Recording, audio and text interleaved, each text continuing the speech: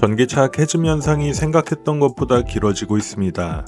원래 초창기에는 비싼 가격이 문제였는데 이제는 저렴한 전기차들이 지속적으로 출시가 되는 상황이 되면서도 전기차의 분위기가 좀처럼 바뀔 생각을 안 하고 있는데요.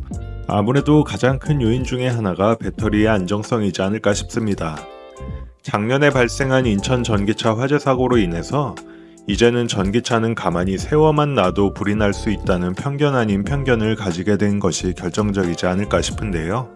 사실 이러한 문제에 대해서 최종적인 해결책은 전고체 배터리의 상용화가 아닐까 싶습니다.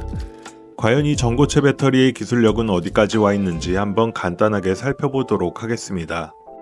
전고체 배터리는 전기차 업계에서 혁신적인 기술로 주목받고 있으며 긴 주행거리, 빠른 충전 속도, 높은 내구성을 제공할 것으로 기대됩니다. 이에 따라 글로벌 자동차 제조사와 배터리 업체들이 연구 개발에 박차를 가하고 있는 상태인데요. 그러나 현대차 그룹을 비롯한 일부 기업들은 전고체 배터리의 상용화가 예상보다 늦어질 가능성이 크다고 보고 있습니다. 최근 기아의 2025 EV데이에서 현대차 그룹 조상훈 상무는 전고체 배터리에 대한 과도한 기대를 경계해야 한다며 2030년 이전에 상용화가 어렵다고 밝혔습니다. 그는 기술적으로 신뢰할 수 있는 수준에 도달해야만 자체 생산을 고려할 것이라고 덧붙였는데요. 이는 단순한 기술 개발의 문제가 아니라 전고체 배터리의 구조적 복잡성과 대량 생산의 어려움, 원재료 확보 등의 현실적인 문제를 반영한 것으로 볼 수 있습니다. 전고체 배터리는 액체 전해질을 고체로 대체하는 방식으로 기존 리튬이온 배터리보다 높은 에너지 밀도를 구현할 수 있지만 해결해야 할 과제가 많습니다. 우선 제조 비용이 기존 리튬이온 배터리보다 훨씬 높아 초기 도입 단계에서는 소비자 부담이 클 것으로 보이고요. 또한 고체 전해질의 특성상 충방전 과정에서 내구성이 저하될 수 있으며 이를 극복하기 위한 기술적 돌파구가 필요한 상황입니다. 대량 생산 역시 쉽지 않은데 전고체 배터리는 기존 배터리와는 다른 제조 공정이 요구되며 이를 위한 새로운 생산 라인 구축이 필수적입니다. 한편 일본 자동차 제조사들은 보다 빠른 상용화를 목표로 하고 있습니다. 토요타는 2027년에서 2028년 전고체 배터리를 탑재한 첫 전기차를 출시하고 2030년부터 본격적인 양산을 계획하고 있습니다. 혼다는 2025년부터 시제품 생산을 시작하며 전고체 배터리를 활용해 최대 1000km의 주행거리를 목표로 하고 있고요.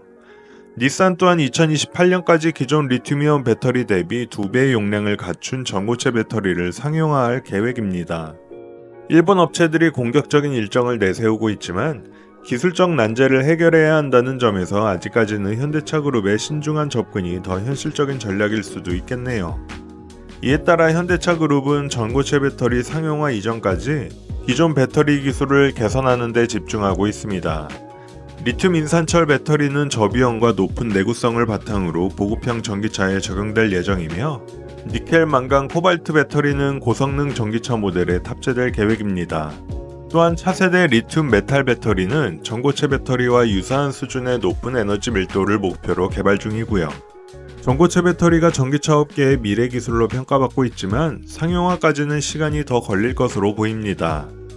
다만 전고체 배터리가 출시된다고 해도 내구성이나 장시간 사용 시의 문제점 등에 대한 데이터가 현저하게 적고 현재 전기차 시장에서도 배터리 기술이 꾸준히 발전하고 있으며 충전 인프라도 빠르게 확장되고 있는 만큼 소비자들은 당장 전고체 배터리를 기다릴 필요가 있을지 신중한 판단이 요구됩니다.